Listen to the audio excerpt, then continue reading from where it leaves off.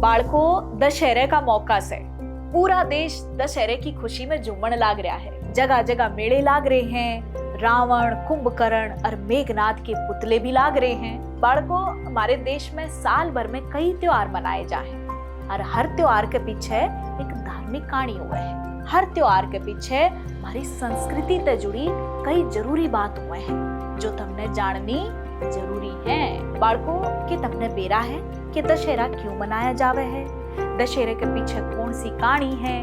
तो चलो तुमने मैं कुछ कहानी सुनाऊंगी जिससे तुमने बेरा लगेगा कि दशहरा क्यों मनाया जाए। इस कहानी ने ध्यान से सुनियो, या तुमने बहुत बढ़िया भी लगेगी और इससे तुमने कुछ नई बात भी जानने मिलेगी।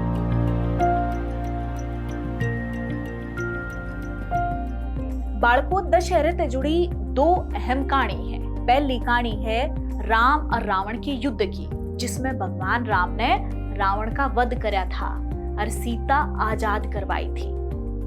जबकि दूसरी कहानी से महिषासुर और माँ दुर्गा के युद्ध की, जिसमें माँ दुर्गा ने राक्षस महिषासुर का वध कराया था। तो बाळको सबसे पहले भगवान राम और रावण के युद्ध की कहानी तुमने सुनाऊंगी। बहुत पुरानी बात से अयोध्या नगरी के राजा थे दशरथ। राजा दशरथ अपने सबसे बड़े बेटे राम ने अयोध्या का राजा बनाना चाहते थे। राजा दशरथ की 3 रानी थी, कौशल्या, सुमित्रा और कैकेयी। इन तीनों तय राजा दशरथ के 4 बेटे हुए, राम, लक्ष्मण, भरत और शत्रुघ्न। राम इनमें सबसे बड़े थे। जब रानी कैकेयी ने न्यू बेरा ला गया कि राजा दशरथ राम ने अयोध्या का राजपाट सौंपना चाहते हैं, तो वह नाराज होगी।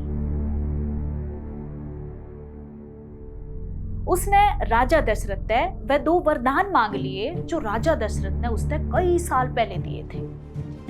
कैकेयी ने राजा दशरथ से राम खातर 14 साल का वनवास और भरत को अयोध्या का राजा बनाने की मांग करी। राजा दशरथ के दौरे ये वरदान देने के अलावा कोई चारा को नहीं था।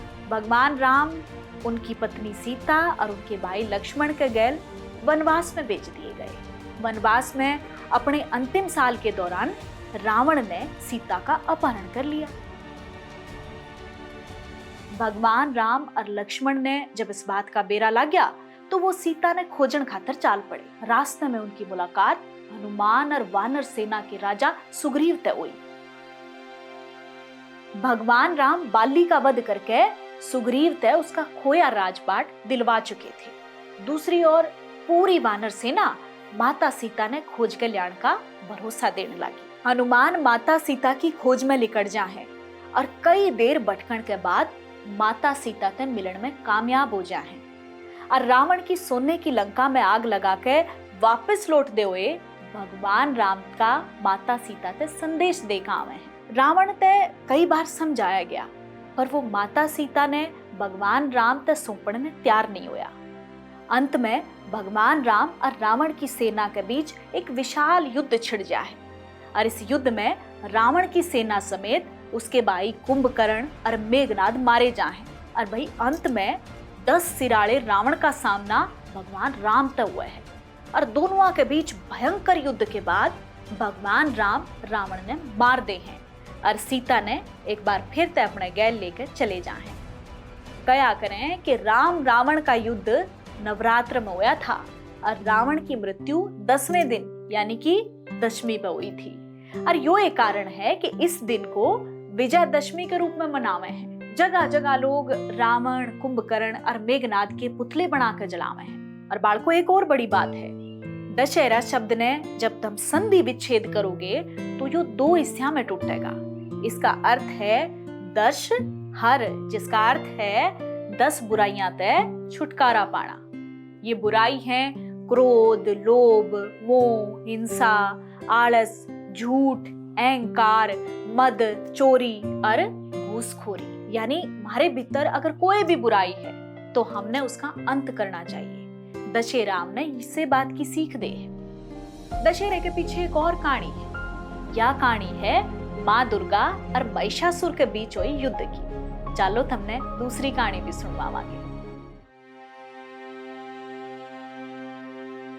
यह कहानी बहुत पुरानी से।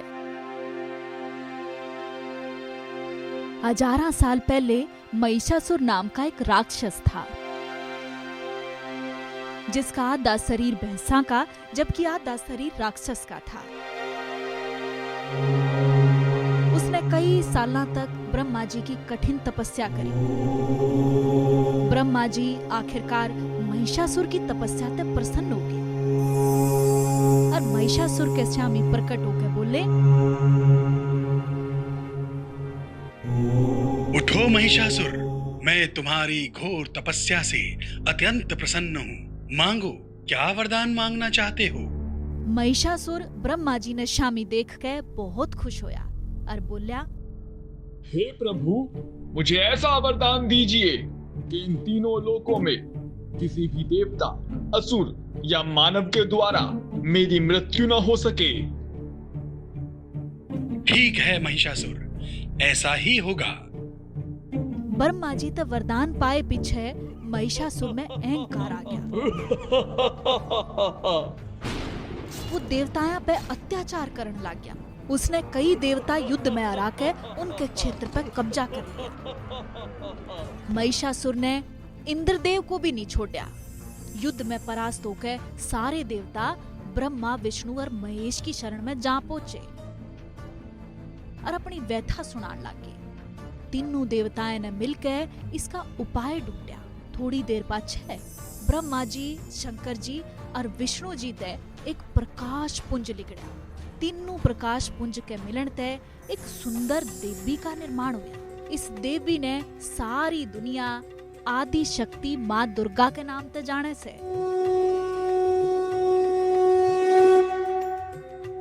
सारे देवताओं ने माँ दुर्गा को अलग अलग अस्त्र शस्त्र से सुसज्जित करे। शंख, चक्र, गदा, त्रिशूल, धनुष बाण निरे ऐसे शस्त्र थे जिन्हें धारण करके माँ दुर्गा महिषासुर की नगरी की ओर चाल दी। जो करे महिषासुर ने माँ दुर्गा के बारे में सूचना मिली, वो माँ दुर्गा के मिलन खातर बेताब हो उठा। वो माँ दुर्गा के स्वामी पहुंचा और उनके स्वामी जाके ब्याह का प्रस्ताव रख दिया। माँ दुर्गा ने कहा, हे महिषासुर, मुझसे युद्ध करो। अगर तुमने मुझसे ये युद्ध जीत लिया तो मैं तुमसे अवश्य विवाह करूंगी। मैं युद्ध करने के लिए तैयार हूँ। महिषासुर और माँ दुर्गा के बीच युद्ध शुरू हो गया। महिषासुर काम, क्रोध, मोह, लोभ के अधीन हो चुका था और उसका विवेक नष्ट हो चुका था। महिषासुर और माँ दुर्गा के बीच 9 दिन तक घमासान हुआ। दोनों ओर तक खूब अस्त्र शस्त्र बरसे। माँ दुर्गा अपने आप में आदि शक्ति का अवतार थी। उनने महिषासुर के हर शस्त्र प्रहार को नाकाम कर दिया।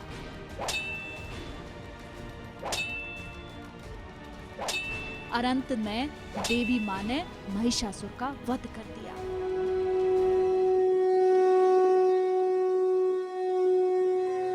इस डाल देवताएं की रक्षा हुई और महिषासुर का अंत हो गया। सारे देवता बहुत राजी हुए और माँ दुर्गा पे फूल बरसाने लगे। चारों दिशाओं में माँ की जय जयकार होने लगी, क्योंकि माँ दुर्गा और महिषासुर के बीच 9 दिन का घमासान चला था। बस जब बेते नवरात्र का त्योहार मनाना शुरू कर दिया गया और 10वें दिन को विजयदशमी के नाम से जाना जाने लग गया। महिषासुर के मर्दन के कारण देवी का नाम महिषासुर मर्दनी पड़ा। हम नवरात्र में जगत जननी माँ दुर्गा की पूजा करा हां और उनकी आरती गांदे गांदे उनकी जय जयकार करा हां। बाळको, देवी दुर्गा और महिषासुर का जो युद्ध होया था वो 9 रात और 10 दिन तक चला था।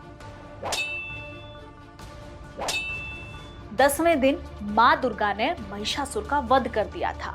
लिहाजा इस 10वें दिन ने असत्य पे सत्य की जीत, अधर्म पे धर्म की जीत के रूप में मनाया जाए। तो बाळको, तुमने ये दोनों कहानी जरूर समझ में आई होंगी और तुमने बेरा भी लाग गया होगा कि दशहरा क्यों मनावा हा। यो त्योहार हमने सिखावे है कि हमने कदे भी कुछ भी गलत नहीं करना चाहिए। गुस्सा और अहंकार भी नहीं करना चाहिए, किसी को बेवजह सताना भी नहीं चाहिए। समझ गए ना बाળકો? भाई मैं चालू हूँ, તમને વિજયદશમી की यानी दशहरे की ढेर सारी शुभकामना।